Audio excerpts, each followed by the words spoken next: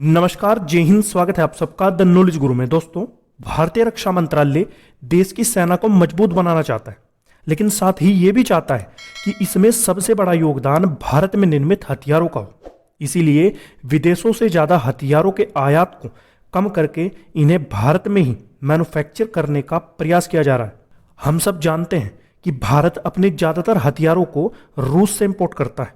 रूस ने कुछ हथियार भेजे भी हैं, लेकिन युद्ध के चलते रूस हथियारों की सप्लाई नहीं कर पा रहा है। इसी को ध्यान में रखते हुए भारत प्राइवेट कंपनीज के साथ हथियारों की मैन्युफैक्चरिंग के लिए डील साइन कर रहा है। भारत की मिनिस्ट्री ऑफ डिफेंस ने 5,400 करोड़ की कीमत वाले 3 कॉन्ट्रैक्ट साइन किए हैं, जिसमें भारतीय सेनाओं के लिए automated air defence control and reporting system project Akashteer, Sarang electronic support measure और कम्युनिकेशन सैटेलाइट शामिल हैं।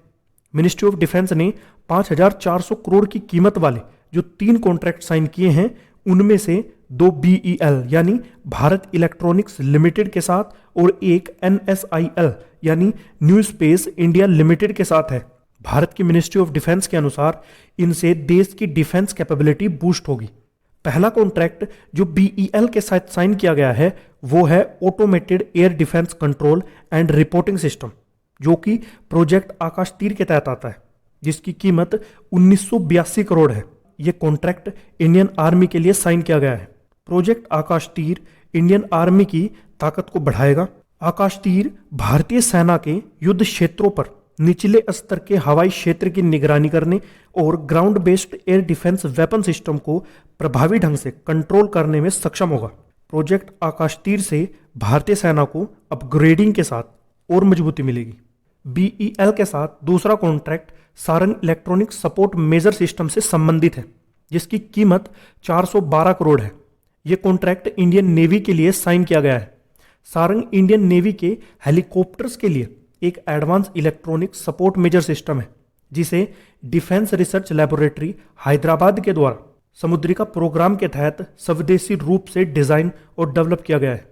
मिनिस्ट्री ऑफ डिफेंस के अनुसार दोनों प्रोजेक्ट्स स्मॉल इंडस्ट्रीज सहित इंडियन इलेक्ट्रॉनिक्स और एसोसिएटेड इंडस्ट्रीज के पार्टिसिपेशन को प्रोत्साहित करेगा, जो BEL के सब वेंडर्स यानी उपविक्रेता हैं। इसके बाद आता है तीसरा कॉन्ट्रैक्ट। अंतरिक्ष विभाग बेंगलुरु के तहत एक central public sector enterprise NSIL के साथ कॉन्ट्रैक्ट एक एडवांस कम्युनिकेशन सैटेलाइट GS-87B की खरीद से संबंधित है, जिसकी कीमत 2,963 करोड़ है। यह कॉन्ट्रैक्ट भी भारतीय सेना के लिए साइन किया गया है। एडवांस कम्युनिकेशन सैटेलाइट सैनिकों और संरचनाओं के साथ साथ हथियार और एयरबोर्न प्लेटफॉर्म के लिए mission critical beyond the line of site communication provide करके इंडियन आर्मी की कम्युनिकेशन कैपेबिलिटीज में काफ़ी वृद्धि करेगा। जियो स्टेशनरी सैटेलाइट 5 टन की श्रेणी में अपनी तरह का पहला होने के नाते इसरो द्वारा स्वदेशी रूप से डेवलप किया जाएगा।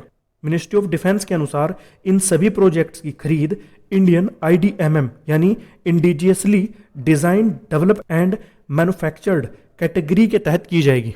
आज की वीडियो में इतना ही। मिलते हैं अगली वीडियो के साथ। तब तक के लिए धन्यवाद। जय हिंद।